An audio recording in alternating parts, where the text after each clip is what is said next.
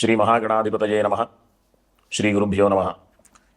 శ్రీ లలితా మహాత్రిపుర సుందరీ పరాభట్టారికాయే నమః. ఇప్పుడు మేషాది రాశులలో అక్టోబర్ నెలలో ఉన్నటువంటి రాశి ఫలాల రీత్యా వృషభ రాశి వారికి ఉన్నటువంటి విషయాలు మనం పరిశీలన చేద్దాం. ఈ వృషభ రాశి వారికి రాశి యొక్క అధిపతైనటువంటి శుక్రుడు 10వ తేదీ వరకు కూడా చాలా అనుకూలంగా ఉన్నాడు. ప్రధానమైనటువంటి ఏదైనా విషయాలు ఉంటే 10వ తేదీలోపు కాస్త మంచి మంచి నిర్ణయాలు తీసుకోవడం కానీ, ఏదైనా అనుష్ఠానం దేవతా దర్శనాలు కానీ, ఇట్లాంటి విషయాలన్నింటికీ కూడా చాలా అనుకూలమైనటువంటి సమయం. 10వ తేదీ తర్వాత నుంచి ఈ మాసాంతం వరకు కూడా ఆరోగ్య విషయంలో జాగ్రత్తలు అవసరం. అంతేకాకుండా అనవసరమైనటువంటి విషయాల్లో కలగజేసుకోకుండా మౌనంగా ఉండడం చాలా అత్యంత అవసరం. అంతేకాకుండా ఈ రాశి వారికి 18వ తేదీ వరకు కూడా గురుడు అనుకూలమైనటువంటి స్థితిలో ఉంటాడు. ఆర్థిక విషయంలో కూడా ఉన్నతమైన స్థితి ఉంటుంది. తరువాత 18వ తేదీ నుంచి గురుడు మారడం వల్ల తృతీయ స్థానంలోకి వచ్చినప్పటికీ అది వేధస్థానం కాదు, శుభస్థానం కాదు. అయినప్పటికీ కూడా ఉచ్చస్థానంలోకి గురుడు వెళుతున్నాడు. ఈ ఉచ్చస్థానంలో తృతీయంలో వెళుతున్నందుకు గాను ఈ కుటుంబ సౌఖ్యం, అంతేకాకుండా సోదరులతో కలిసి ఉండేటటువంటి అవకాశం, సోదరుల ద్వారా వచ్చేటటువంటి లాభదాయకమైనటువంటి విషయాలు ఏమైనా ఉంటే వాటికి అనుకూలం. దాని తరువాత ప్రధానమైనటువంటి విషయం రవి యొక్క సంచారం. ఈ రవి అక్టోబర్ 18వ తేదీ వరకు అంటే 17వ తేదీ రాత్రి వరకు కూడా కన్యా రాశి ఎందే ఉంటాడు కాబట్టి, పంచమం వేధస్థానం కాబట్టి కాస్త ఆరోగ్య విషయంలో కానివ్వండి, భూగృహాలు అంటే భూమికి సంబంధించి ఇంటికి సంబంధించినటువంటి విషయాలలో జాగ్రత్తలు అవసరం. ఎప్పుడైతే 18వ తేదీ దాటిన తర్వాత అంటే అంతవరకు మా ప్రధానమైనటువంటి నిర్ణయాలు తీసుకోకుండా 18వ తేదీ తర్వాత నుంచి ఈ భూగృహ విషయాల నుంచి సంబంధించినటువంటి విషయాలలో మంచి ఫలితాలు ఉంటాయి కాబట్టి అప్పుడు నిర్ణయం తీసుకోవడం అత్యంత విశేషం. ఇంకా ఏంటి అంటే శత్రువుల యొక్క అననుకూలత కూడా ఈ 18వ తేదీ లోపు వరకు కొన్ని జాగ్రత్తలు అవసరం. శత్రుబాధ, రుణబాధ, వీటన్నిటికి సంబంధించినటువంటి సూచనలన్నీ కూడా కనిపిస్తుంటాయి. కానీ 18వ తేదీ తర్వాత నుంచి చాలా అనుకూలమైనటువంటి స్థితిలో ఉండేటటువంటి అవకాశం ఉంటుంది. ఆరోగ్య విషయంలో కానీ, ఆర్థిక విషయంలో కానీ, భూగృహ సంబంధమైనటువంటి వ్యాపారాల విషయంలో కానీ చాలా అనుకూలమైనటువంటి స్థితి. తరువాత ఈ రాశి వారికి వృషభ రాశి యొక్క అధిపతైనటువంటి శుక్రుడి యొక్క స్థితి 10వ తేదీ నుంచి అంత అనుకూలమైన స్థితి కాదు కాబట్టి లక్ష్మీ అమ్మవారికి సంబంధించినటువంటి స్తోత్ర పారాయణలు అంటే ఉదాహరణకి లక్ష్మీ అష్టోత్తర స్తోత్రం పారాయణ చేయడం చాలా అవసరం. అంతేకాకుండా ఈ వృషభ రాశి వారికి వివాహ ప్రయత్నాలు ఏమైనా చేయాలి అని అనుకుంటే కనుక 10వ తేదీ లోపే నిర్ణయం తీసుకోవడం చాలా మంచిది. దాన్ని అంటే ఆలస్యం చేయకుండా తర్వాత చూద్దాం అనేటటువంటి విషయాన్ని పక్కకు పెట్టి 10వ తేదీ లోపు మంచి నిర్ణయాలు తీసుకోవడం వల్ల మంచి ఫలితాలు వచ్చే అవకాశం ఉంటుంది వివాహ విషయంలో. అంతేకాకుండా ఈ 10వ తేదీ తర్వాత నుంచి కాస్త భాగస్వాముల విషయంలో కానీ, జీవిత భాగస్వామి కానివ్వండి, వ్యాపార భాగస్వామి కానివ్వండి, అన్ని విషయాల్లో కూడా జాగ్రత్తలు అవసరం. విద్యార్థులకు ఈ 10వ తేదీ లోపు ఉండేటటువంటి అవకాశం అనుకూలమైన స్థితి కాబట్టి కాస్త ఏమైనా ఉన్నత విద్యలకి ప్రయత్నాలు చేస్తే కనుక నిర్ణయాలు తీసుకునేటటువంటి విషయంలో ఈ 10వ తేదీ లోపు నిర్ణయం తీసుకోవడం అవసరం.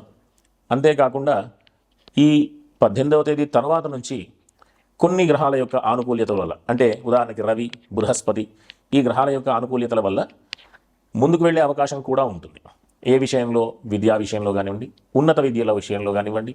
అంతేకాకుండా విదేశంలో చదువుకునేటటువంటి వాళ్ళకి మంచి అవకాశాలు కలుగుతాయి.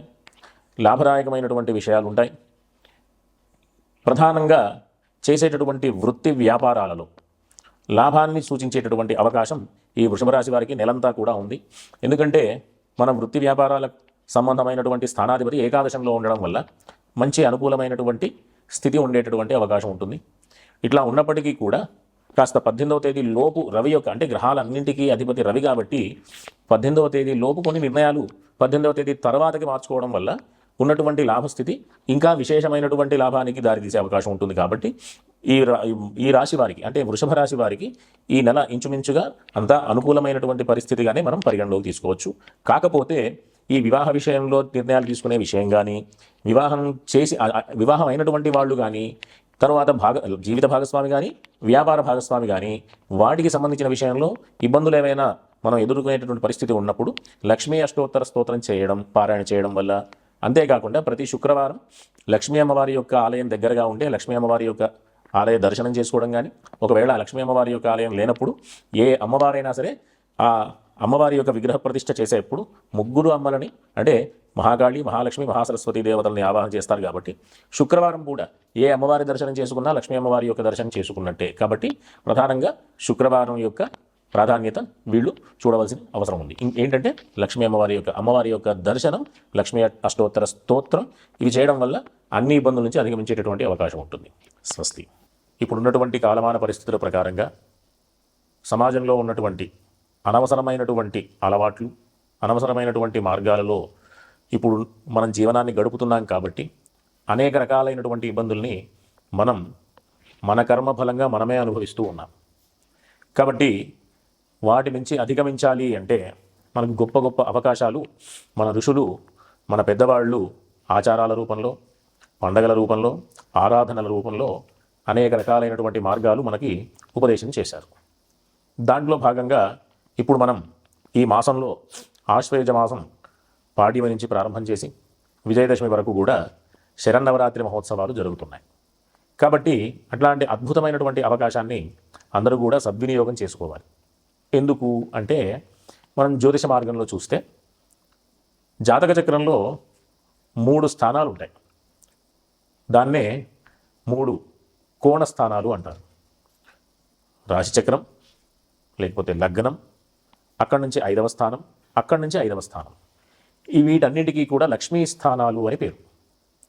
ఇంకా ఏంటి అంటే పూర్వపుణ్యాన్ని సూచించేటటువంటి స్థానాలు. ఈ రకంగా మనం ఈ జన్మలో ఏది పొందాలన్నా పూర్వజన్మలో చేసుకున్నటువంటి పుణ్య ఫలితమే ఆధారం. కాబట్టి అట్లాంటి పుణ్య ఫలితాన్ని పెంచుకునే ప్రయత్నంగా ఈ అమ్మవారి యొక్క ఆరాధనలు చేయడం ద్వారా అనేక రకాలైనటువంటి ఇబ్బందుల నుంచి అధిగమించి సుఖ సంతోషాలతో ఉన్నటువంటి జీవనాన్ని గడిపేటటువంటి అవకాశాన్ని పొందుతాం. ఆ రకంగా అమ్మవారిని 9 రూపాలలో మనం ఆరాధన చేస్తూ నవదుర్గలని ఒక సాంప్రదాయంగా, బాలా త్రిపుర సుందరి మొదలుకొని రాజరాజేశ్వరి అమ్మవారి యొక్క అవతారం వరకు ఒక సాంప్రదాయంగా మనం అమ్మవారిని విశేషమైనటువంటి పూజాది కార్యక్రమాలతో సేవిస్తూ అమ్మవారి యొక్క అనుగ్రహాన్ని పొందుతూ ఉంటాం. దీంట్లో భాగంగా కుటుంబ స్థానానికి, తరువాత కళత్ర స్థానానికి, పంచమ స్థానమైనటువంటి అనుష్ఠాన స్థానానికి, పూర్వపుణ్యానికి సంబంధించినటువంటి స్థానానికి, ఈ రకంగా ఏ మార్గంలో చూసుకున్న అమ్మవారి యొక్క ఆరాధన ద్వారానే మనం ఆ స్థానాల యొక్క ఆనుకూల్యతని పొందుతూ ఉంటాం. ఈ విధంగా ప్రతినిత్యం మనం ఆరాధన చేస్తూ విశేషంగా దీంట్లో గాయత్రి అమ్మవారి యొక్క స్వరూపంగా మనం ఎంత విశేషంగా గాయత్రి అమ్మవారిని కీర్తిస్తే, ఎంత విశేషంగా స్మరిస్తే అంత విశేషమైనటువంటి ఫలితాన్ని పొందేటటువంటి అవకాశం. ఇంకా ఏంటి అంటే గాయత్రి మంత్రం ఉపదేశం తీసుకునేటటువంటి వాళ్ళకి తర్వాత వచ్చేటటువంటి మంత్రం ఒకటి వస్తుందన్నమాట. అమృతమసౌసౌ ఓం య ప్రాణస్వం మే గోపాయ అని. దాంట్లో వ్యాఖ్యానంలో ఏముందంటే అవృతం అని దాంట్లో వాక్యంలో చెప్తూ, నేను గాయత్రి మంత్రాన్ని ఉపదేశం తీసుకోవడం ద్వారా వృద్ధిని, శ్రీని పొందాను అని. అంటే జ్ఞానాన్ని పొందాను. అందరూ శ్రీ అంటే లక్ష్మీ అమ్మవారు, అమ్మవారు అంటే లక్ష్మీ అమ్మవారు అంటే ధనం అనేటటువంటి విషయమే కాకుండా ప్రధానంగా జ్ఞానం అనేటటువంటి విషయాన్ని కూడా తెలుసుకోవాలి. కాబట్టి లక్ష్మీ అమ్మవారి యొక్క ఆరాధన, తరువాత గౌరీ అమ్మవారి యొక్క ఆరాధన, విశేషమైనటువంటి ఈ కల్పాలన్నీ కూడా చతుషష్ఠి ఉపచార పూజలని, కుంకుమార్చనలని, విశేషమైనటువంటి చండీ హోమాలని, మహాకాళి, మహాలక్ష్మి, మహాసరస్వతి స్వరూపంగా అమ్మవారి ఆరాధనలని, కాళీ అవతారమని, రాజరాజేశ్వరి అమ్మవారి అవతారంతో పూర్తి పరిసమాప్తం అవుతుంది. దీంట్లో సరస్వతి అమ్మవారి యొక్క పూజా విశేషాలు ఇవన్నీ కూడా మనం నవరాత్రి మహోత్సవాలలో మనం ఆరాధనలో భాగంగా ఆచరిస్తూ ఉంటాం. కాబట్టి అందరూ కూడా ఈ విశేషమైనటువంటి అవకాశాన్ని సద్వినియోగం చేసుకుంటూ చక్కగా నవరాత్రులలో అమ్మవారి సేవ చేసుకుంటూ ఉన్నటువంటి ఇబ్బందులన్నీ కూడా అధిగమించేటటువంటి ప్రయత్నం చేయాలి. ఒకటైతే మనం ఈ ప్రస్తుత కాలమాన పరిస్థితుల ప్రకారం అందరికీ సంబంధించినటువంటి విషయం ఒకటి ఉంది. ఏంటంటే ఆర్థిక సమస్యలు. ఆర్థిక సమస్యలు 2 రకాలుగా ఉంటుంది. ఒకటి ప్రతినిత్యం మనం సంపాదించుకునేటటువంటి డబ్బు ఒకటైతే, ఇంకొకటి ఆర్జిత ధనమని, అంటే సంపాదించుకొని పెట్టుకున్నటువంటి బ్యాంక్ బ్యాలెన్స్లని, పూర్వం నుంచి వచ్చినటువంటి ఆస్తులని, తండ్రి ద్వారా వచ్చినటువంటి ఆస్తులని, ఇవన్నీ అనేక రకాలైనటువంటి మార్గాలలో మనం ఆర్థిక విషయాన్ని చూస్తూ ఉంటాం. దానికి సంబంధించినటువంటి అన్ని రకాలైనటువంటి ఇబ్బందుల్ని అధిగమించాలి అంటే ప్రతి ఒక్కరూ కూడా ఈ నవరాత్రులలో లలితా అష్టోత్తరం అంటే మహాకాళి, మహాలక్ష్మి, మహాసరస్వతి అమ్మవారి స్వరూపంగా బీజాక్షరాలతో పూజ చేస్తూ కుంకుమార్చన చేస్తూ ఆ నామాల యొక్క స్మరణ చేసినంత మాత్రాన మనకు ఉన్నటువంటి ఇబ్బందులన్నీ కూడా తొలగిపోతాయి. ఒకటైతే లక్ష్మీ అష్టోత్తర స్తోత్రాన్ని గనక ఇవన్నీ అంటే ఈ లలితా అష్టోత్తరం కానీ లలితా సహస్రం కానీ విశేషమైనటువంటివి అన్నీ చేయలేనటువంటి వాళ్ళు కూడా ఉంటారు కదా. వాళ్ళందరికీ కూడా లక్ష్మీ అష్టోత్తర స్తోత్రం అది పూర్తిగా ఒకసారి చదివితే కనీసం ఒక 5 నుంచి 6 నిమిషాలు పడుతుంది అంతే. పొద్దున, మధ్యాహ్నం, సాయంత్రం ఈ నవరాత్రుల్లో కనుక చదివితే అనుకున్నటువంటి పనులన్నీ కూడా అధిగమిస్తారు. ఇంకా ఏంటి అంటే ఆర్థికపరమైనటువంటి ఇబ్బందులు తొలగిపోగా ఆర్థికపరమైనటువంటి అభివృద్ధిని కూడా వీళ్ళు పొందేటటువంటి అవకాశం ఉంటుంది.